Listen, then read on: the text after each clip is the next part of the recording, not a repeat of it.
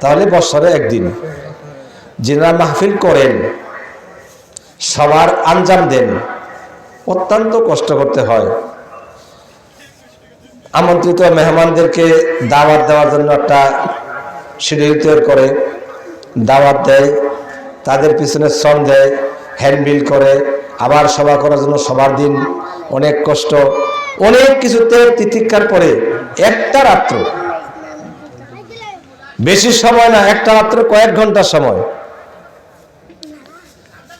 ধরেন এখন 7টা, 7:30 বাজছে বা 8টা বাজছে, 8টা থেকে সর্বোচ্চ 12টা বা 1টা, এই 4-5 ঘন্টার সময়ের জন্য আপনাদেরকে এই এলাকাবাসী যারা সভা করেছেন, কতই না আপনাদেরকে আহ্বান করছে, কতই না শ্রম দিয়েছে, কতই না প্রচার প্রভাব কিছু করেছে, কতই না আপ্যায়নের ব্যবস্থা করছে, কিন্তু আপনারা কি করতেছেন?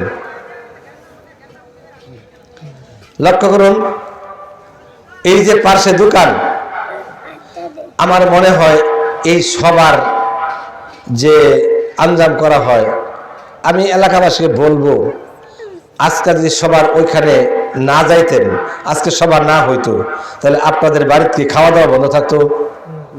এখানে কিনা ছাড়া কি কর মুরব্বি খাইয়েছেন না, তাহলে ওইখানে মনে গেছেন না, তাহলে আপনার বাড়ি কি ফাঁক হয়েছে না? তাহলে ওইখানে কেন যেতে হয়? আমি আপনাদের কাছে উদারত আহ্বান রাখবো, আগামী বছর যদি সবার মাহফিল করেন, এই এলাকায় অন্তত 500 গজের মধ্যে মোড় ছাড়া কোনো দোকানের না বসে। ঠিক আছে, দোকানের মধ্যে যে মানুষ আছে আপনার গুণাতে হেনে তার কত ভাগ আছে? কারণ আইসা ওইখানে সন্ধ্যার আগে হয় কি, আমি দেখি অনেক মাহফিলে সন্ধ্যার আগে অনেক ছেলে মেয়ে কেনার জন্য আসে, কেনাকাটার জন্য আসে, ওইখানে একটা সাজগুজ করে আসে, অনেক অনেক কিছুই হয় সেখানে। কি বলবো, দুঃখের বিষয়, আমরা মুসলমান, আমরা ইমানদার মানুষ নাম দেই, কিন্তু সবার দিন একটা মেলার পরিণত হয়ে যায়। হিন্দুদের মেলায় যেমন তাদের উৎসব, তাদের কথা হলো মেলাতে গেলে তাদের গুনাহ মাফ হয়, ওই রীতি দেখে আজকে মুসলমানরা ওই শুরু করছে, সবার দিন একটা মেলার মতো অনুষ্ঠান শুরু করছে। জিলাপি ওই দিন না খেলে চলতো না, বাতাসা না কিনে চলতো না, পুরি না কিনলে চলতো না, ফলে আবার না খায় বেড়ে যাবো গা নাকি?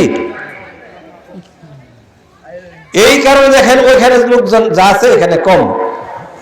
আর মুরব্বী যারা আছেন, আপনারা মনে করছেন যে আমরা তো ফরাই পার হয়ে গেছি গা, আমরা ফরাই পার হয়ে গেছি গা, দাঁড় গেট পার হয়ে গেছি গা, আমরা বললাম যাবো তা করুক গা। সাবধান থাকবেন, একবারে সাবধান থাকবেন, হুঁশিয়ার থাকবেন, কারণ যে পরিস্থিতি আমাদের সমাজে চলছে, মুরব্বীদের কোনো মতে চলে গেছেন কাটিয়া, কোনো মতে দিন কাটতেছে। এই প্রজন্ম যারা আসছে এদের অধিকাংশ হাতেই কিন্তু মোবাইল সরকার তুলে দিছে, সরকার মোবাইল তুলে দিছে, টাচ মোবাইল। আমিও দেখি, আমিও খালি সন্ধ্যার পরে ঘরে বসে থাকি তা না, কোথাও না কোথাও যাই, রাত 8টা 9টা 10টার সময় কোথাও যাই, দেখি দোকানের পাশে একবারে যেখানে কোনো দেখবার জায়গা না, বসার জায়গা না, শিয়াল কুকুর পরে থাকে, ওই জায়গায় বৈশা 5জন 7জন মোবাইল নিয়ে ব্যাটারি মাথা একখানা বয়ে দেখতেছে। কি করেন আপনাদের এলাকা মনে হয় নাই? হ্যাঁ, এই যে প্রজন্ম ধ্বংস হচ্ছে, কার অবহেলা? আপনার সন্তানকে শিক্ষা দিচ্ছেন না, সুশিক্ষা দিচ্ছেন না, নামাজি বানাচ্ছেন না, আপনি নিজে নামাজ সঠিক মতে পড়েন না, মসজিদে শুক্রবার দিন আসেন, বাকি দিন আসেন না, এরকম মসজিদের সংখ্যা বেশি। আপনাদেরকে এই সুযোগ কে দিল যে শুক্রবার দিন আসলেই আপনি মুসল্লি ঠিক থাকলেন? তাহলে শুক্রবার দিন খাবেন যত ইচ্ছা, ফেরত যা আনে খাইবেন, আর আগামী শুক্রবার আসবে খাইবেন না, খাইতেন না কে? তাহলে এক ওয়াক্ত নামাজ পড়লে যে আপনার 7 দিন চলে, এক ওয়াক্ত খাইলে যে 7 দিন নামাজ পড়লে 7 দিন না পড়লে চলে, এক ওয়াক্ত খাবেন 7 দিন খাবেন না, পারবেন? 5 ওয়াক্ত নামাজ দৈনিক ফরজ করছে। আমরা কি বুঝলাম? আমরা কিসের মুসলমান, কিসের ইমানদার, কিসের মুসল্লি? আমরা আছি একটা হুজুকের মধ্যে দান্দার মধ্যে, ওরা নামাজ পড়ে না, আমরা পড়ি। কামাই একটা করছি, আমরা কামাই করে আছি, নামাজ পড়ি আমরা। তো শুক্রিয়া মুসল্লি আমরা নাম আছে, শুক্রিয়া মুসল্লি, ঈদ মুসল্লি, শুক্রিয়া মুসল্লি বক্তারা কয় না। যাই হোক, ওদিকে যাচ্ছি না। এই মাহফিল করতে অনেক শ্রম, কষ্ট, মেধা আপনাদের ব্যয় হয়েছে। প্রতি বছর একটা দিন 5-6 ঘন্টার জন্য বাড়ির মোহাব্বত, ব্যবসার মোহাব্বত, আত্মীয়স্বজনের মোহাব্বত ছাড়িয়া একটু আসেন। বক্তাদেরকে নির্দিষ্ট বিষয় দেওয়া হয়েছে, ওরা ওই বিষয়ে আলোচনা করবেন, প্রয়োজনীয় বিষয়ে প্রশ্ন করবেন যে আপনি যে বললেন না ঠিক আছে কিনা। কিন্তু আপনারা যদি ওই সেমিনারের বাহিরে থাকেন, তাহলে আমি এইখানে আরেকবার উদাহরণ দিচ্ছিলাম সভাপতির দায়িত্বে, মনে আছে আমার একটা কথা, উদাহরণটা এটা দিচ্ছিলাম। একটা মুরগি মনে করেন 8টা 10টা 15টা ডিম পারে, মুরগির কুচের মধ্যে যে কটা থাকে, এরই বাচ্চা উঠে না আরো 2 ঘন্টা, আর মনে করেন 10 হাত ধরে একটা কোটরার মধ্যে চলছে ডিম, ওই বাচ্চা উঠবো কোনটা? বাচ্চা কোনটি উঠবো? কথা কোন দেখে যেটি কুচের তা দেয়, তাও দেয় আর কি বাচ্চা দিল না। আর যদি থই দিচ্ছে আরেক কেন, ওই 20 দিন পরে কি বাচ্চা উঠবো? তাহলে আপনাদের ওইখানে বসে যদি বাস্তব শুনতেই আছি, বাস্তব শুনতেই আছি, কখন আছি কিন্তু আলাপ করতেছেন ব্যয়ের লোকে আর ব্যানের লোকে, বেচা কিনা করতেছেন। ওইটা ওয়াজ শোনা হইলো, এটা তামসা করা হয়েছে, ঠাট্টা করা হয়েছে আরামদের সাথে। আল্লাহ কি বলছেন যে তোমরা যদি ইমানদার হয়ে থাকো, যদি ইমানদার হয়ে থাকো, ফালইউকরিম দাইফাহু, তাহলে মেহমানকে সম্মান করবা। আলেম আজকে আপনাদের মেহমান না, কি কর মেহমান কিনা বলেন? তাহলে মেহমানদের সম্মান করা দায়িত্ব, কোরআনের কথা। কিন্তু আপনাদের সেই দায়িত্ব পালন না করেন, এই জন্য গুনাহগার হতে হবে। আসুন আমার উদ্বোধনী আলোচনা কি করবো, আমার দুঃখে এই কথা আসতেছে না। আমি আয়াত তেলাওয়াত করছিলাম, কুল হাল ইয়াস্তাবিল্লাযীনা ইয়ালামুন ওয়াল্লাযীনা লা ইয়ালামুন। আল্লাহ বলেন তুমি ঘোষণা দাও, যারা জানে আর জানে না তারা কখন সমান না। ঠিক আছে? তাহলে আজকে যারা এই যে সামনে বসছেন, আমি যদি বলি যে বেশি না, সূরা ফাতিহা কটা সূরা কইছি? একটা সূরা।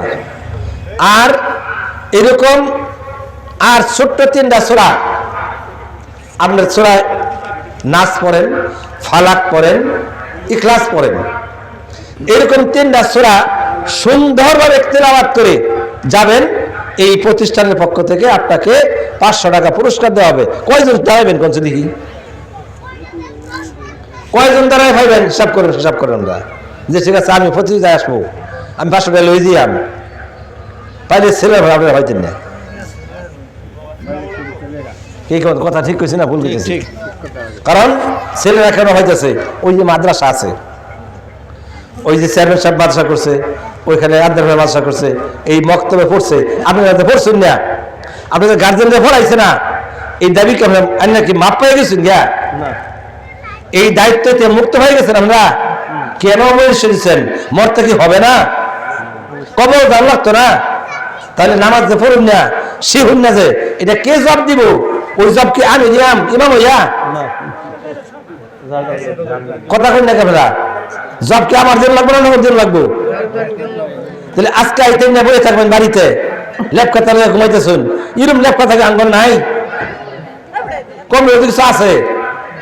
আমরা তো ভাবতাম সে থাকবো গিয়া মানুষের সঙ্গে গেলাম কাছে গিয়া না। আপনাদের কাছে অনুরোধ থাকলো, আপনাদের ঝগড়া করছি না, আপনাদেরকে গালি দিচ্ছি না, অনুরোধ করছি আপনারা আসেন, এখান থেকে কিছু শিক্ষা গ্রহণ করেন, আর ভুলটাকে সংশোধন করে যদি আপনি আমল করেন, তাহলে হবে কি, ভুলের মধ্যে থাকছেন, গুনাহ হয়েছে, পাপ হয়েছে।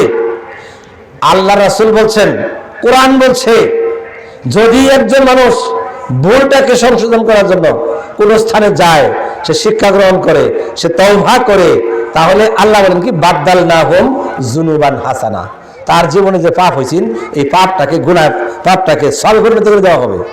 আসলে আমার সময় শেষ, আমি শেষ করছি কথা। এইখানে ওলামাগণ আলোচনা করবেন, আপনাদের গুনাহ মাফের জন্য একটা সুযোগ এই মাহফিল। সবাই যেন আসিয়া আল্লাহর কাছে তওবা করে সংশোধন হয়ে আল্লাহর কাছে আমরা এই কথা বলি, আল্লাহ আজকে থেকে যা শুনলাম কোরআন হাদিসের কথা আমি যেন আমল করতে পারি, তুমি তৌফিক দাও। আল্লাহ আমাদের সবাইকে তৌফিক দান করুন, আমিন। আকুলু কাউলি হাযা আস্তাগফিরুল্লাহ লি ওয়া লাকুম।